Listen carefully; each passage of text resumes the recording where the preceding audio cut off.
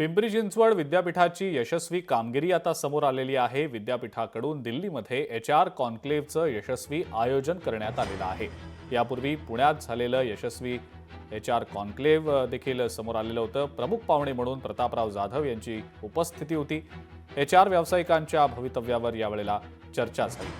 Pimpri Chinchwad education trust म्हणजेच PCET अंतर्गत असलेल्या पिंपरी चिंचवड विद्यापीठ म्हणजेच PCU यांनी HR शेपर्सच्या सहकार्यानं दिल्लीमध्ये HR कॉन्क्लेव्हचं यशस्वी आयोजन केलेलं होतं।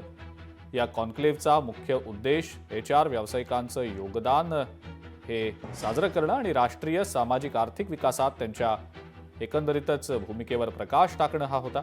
विविध तज्ज्ञांद्वारे सादर करण्यात आलेल्या चर्चांमधनं उत्तम HR पद्धती, नवीन ट्रेंड्स आणि धोरणात्मक उपाय यावेळेला सुचवण्यात आले होते। PCETचे अध्यक्ष ज्ञानेश्वर पाटील लांडगे यांनी या कार्यक्रमात मोलाचं योगदानही दिलं।